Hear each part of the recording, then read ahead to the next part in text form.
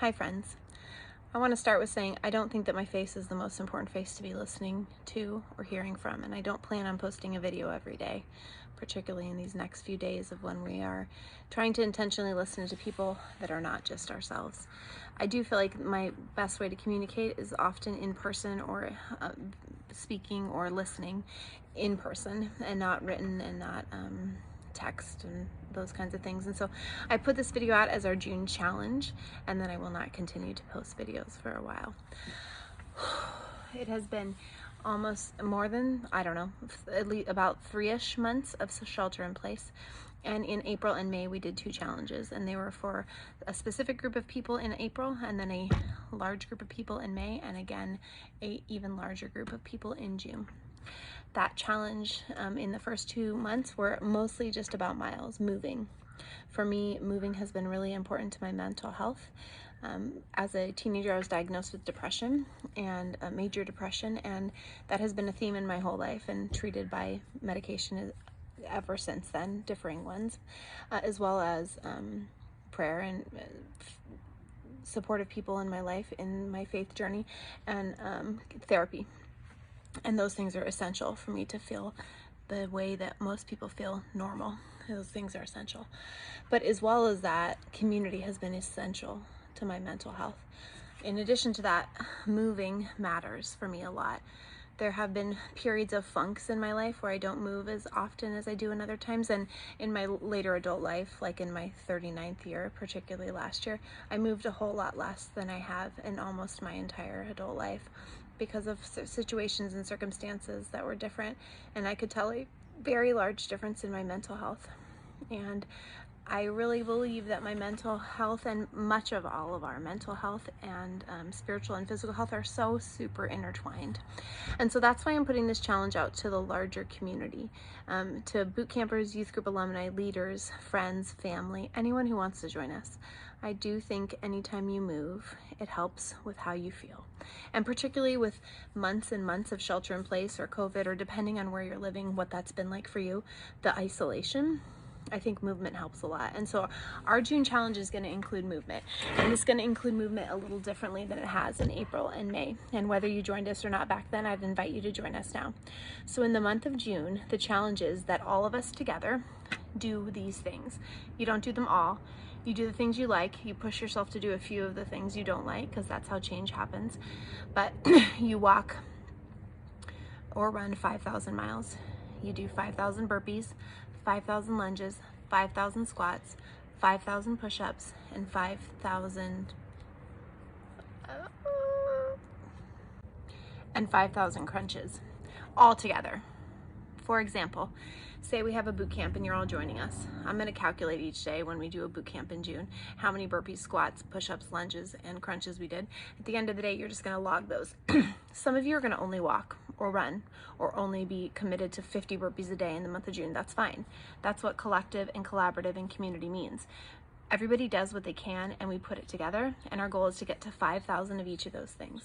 5,000 miles, squats, burpees, push-ups, crunches, and lunges by the end of June. Another thing that has been integral in understanding my own skin, my own life, my own passion and calling has been understanding my place in our country, as well as understanding the privilege that I am afforded based on my skin color. And that journey has been personal, and it's also been in the way that I lead our youth ministry, which is sometimes controversial to others. I truly believe that when you are uncomfortable and challenged, that is when you grow. And so for our students, over the last 18 years as their youth pastor, we have gone to places that are outside of their comfort zone and learned about things that are different than their own personal experience, learned stories, heard of injustices, walked alongside people, worked on houses, and at times with more of a humble attitude than others as we all continue to grow and learn. But those experiences have shaped students and alumni and leaders in ways that I can't even articulate in a short video.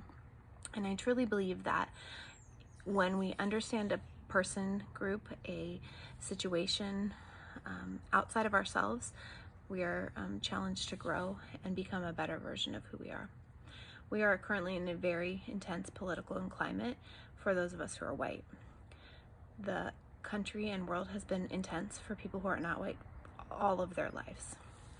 And so I believe that it's time that myself as a leader of some sorts of communities step up and challenge each of you to do something about our privilege and what we understand to be reality, the reality that helps us to function and live in ways that feel comfortable for us.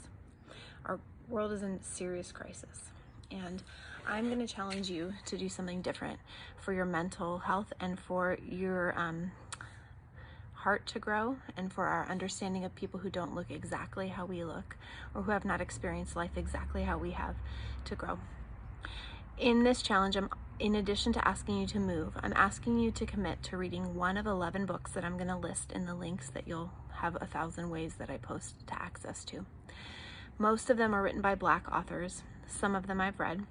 Some of them I've not. They've just been recommended to me by people that I trust. And one of the options, some are teen specific, some are adult specific, and one of the options is to read this beginning stages of about 10 articles, and then also watch one of 2 movies, Just Mercy, which came out in theaters last year, or 13, an incredible documentary that's on Netflix. I want to be honest with you and say that I have read a ridiculous amount of articles. In my last 4 years, I've been really intentional about reading from people of color on Twitter and have dived into understanding their stories, but I'm really not that great at reading books at all. And so this is a challenge for me as well. These books that I hear tweets about and I read articles about, I'm going to pick one and read it. And my intention in asking you to do this is that I want us to grow, not just our physical health, not just taking care of our bodies and taking care of ourselves, but I want us to grow in how we take care of the rest of the world. How we take care of the people who might be our next door neighbors or our city neighbors or our fellow citizens or non-citizens in the United States, and what it feels like to be in their skin and to grow in empathy and understanding of others. So whenever I post this video and wherever, I will also post the links of those 11 books. And when I ask you to sign up for this challenge, you can sign up to walk 1 mile and read a book, or 12 books if you want. You can sign up to do almost all miles and only read a book, or only read 10 articles and watch a movie. But we have 30 days in June, and a whole lot of us are still basically sheltered in place. And I would challenge you to do something that makes you incredibly uncomfortable, that pushes you to really think about things that humble you, to challenge your own biases, to understand better the things that you have taken for granted for a long time. And I want to join you in that challenge as well. So for the month of June, a 2-fold challenge: work out and wake up to our own biases, to our own privilege, to our own understanding of what the world looks like, and start to walk alongside and see it from somebody else's viewpoint. I would love to know if you're in, and I will post the link below for you to sign up.